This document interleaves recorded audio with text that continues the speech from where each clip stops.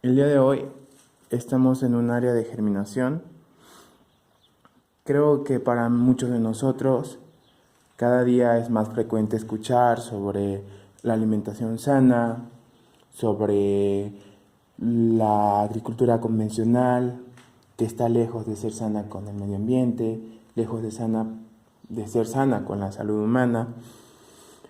Y creo que muchos sectores de la población están volteando, están optando por cada vez empezar a comer más sano. Lo que vemos acá es un área de germinación. Nosotros germinamos plantas para poder posteriormente poder producir algún tipo de alimento en específico. En este caso les presento al kale,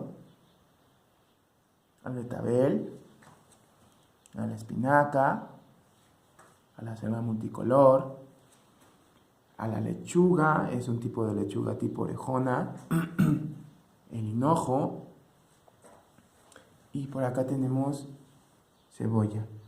Todas las plantas que les acabo de mencionar son plantas de temporada.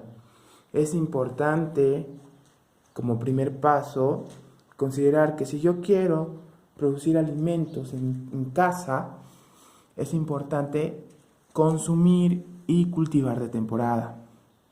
Muchas veces nos hemos preguntado cuál es el primer paso si yo quiero producir alimentos en casa. Lo primero es la germinación y por eso es que estamos aquí el día de hoy. Vamos a abarcar ciertos puntos que nos pueden ayudar para tener una buena cosecha. Nosotros realizamos un sistema de germinación que se conoce como sistema de bloques. Vean,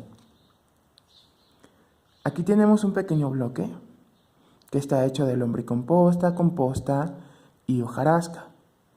Y en el centro podemos ver una pequeña espinaca. Muchas personas frecuentemente me preguntan cómo es que yo sé que la planta está lista para ser trasplantada. Porque esto es, ojo, el principio. Esto es como la incubadora de todas las plantas, porque posteriormente estas van a ser trasladadas pues a una zona más con condiciones más adecuadas, como por ejemplo el espacio, mayor luminosidad y cosas así. Entonces, lo primero que yo tengo que identificar es que mi planta, en este caso, si estoy hablando de una dicotiledonia, es decir, una planta que tiene dos cotiledones, debo identificar cuáles son las hojas falsas o los cotiledones y cuáles son mis hojas verdaderas. En este caso podemos ver a la espinaca y es factible ver la diferencia de hojas. Vean, aquí tenemos estos cotiledones, que son dos, son muy importantes para las plantas durante sus primeras etapas, pues estos son los primeros en aparecer y empezar a captar luz de la energía del sol y proporcionan energía pues a toda la planta en sí para que ésta pueda desarrollarse y posteriormente aparezcan estas hojas que son las hojas típicas en la espinaca. ¿Ven la diferencia? Esto es una hoja de espinaca, la que conocemos comúnmente, y estas no se parecen en nada, estas dos no se parecen en nada a estas que están en el medio. Ojo, cuando nosotros veamos de dos o tres de estas hojas, la planta ya está lista para ser trasplantada. Es necesario considerar esta situación porque cuanto mejor hagamos el trasplante, mejor será el desarrollo de la planta. Y si hablamos de delicadeza en plantas, la espinaca es una de las plantas pues que tiende a tener como ciertas características de demanda. Entonces el cuidado que nosotros tengamos al momento de hacer el trasplante será muy importante para tener una buena cosecha. Aquí vemos como todas nuestras plantas de espinaca, bueno, en realidad son plántulas porque apenas están desarrollándose. Vemos como ya la mayoría de estas tienen ya 2 pares de hojas verdaderas.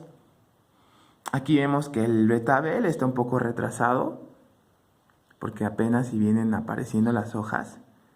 Y aquí vemos al Kel, Col Versa también se conoce. Y aquí se ve más la diferencia, si alcanzan a ver. Estas 2 hojas son totalmente diferentes a las 2 de arriba. Entonces, esto es el embrión, hojas embrionarias, perdón. Y estas son las hojas verdaderas.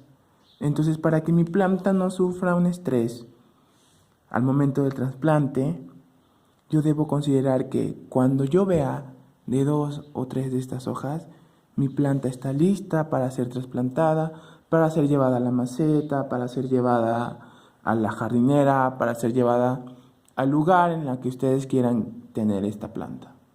Entonces, es muy importante que al momento de hacer el trasplante cubramos estas 2 hojas, es decir, cuando yo trate de trasplantar esta pequeña espinaca, voy a asegurarme de cubrir estas 2 hojas. Las 2 primeras hojas, los cotiledones, como se le conocen, o hojas falsas. Porque en el caso del jitomate, como vemos acá, aquí tenemos un jitomate perdido. Justo debajo de estas 2 hojas se empiezan a desarrollar raíces de anclaje. Entonces, si yo pongo a la planta, hago el trasplante y no cubro estas 2 hojas, lo que va a pasar es que probablemente yo tenga una planta muy débil.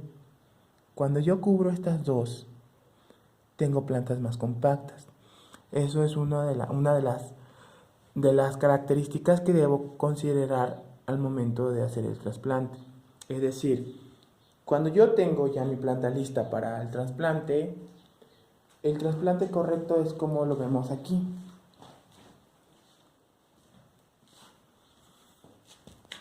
Aquí tenemos un perejil. Esto es una planta de perejil que ya está en bolsa.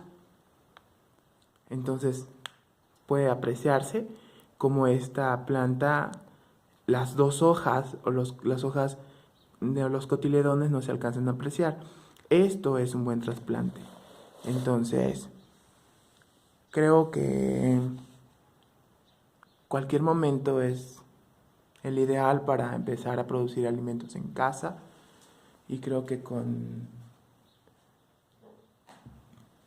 esta información hemos ahondado un poco más en cómo empezar a producir alimentos en nuestra casa. ¿Por qué? ¿Por qué producir alimentos en casa? Porque es sano, porque cuidas el medio ambiente y porque generas comunidad y generas un acercamiento con la tierra, con todo lo que está vivo, con todo lo que nos rodea.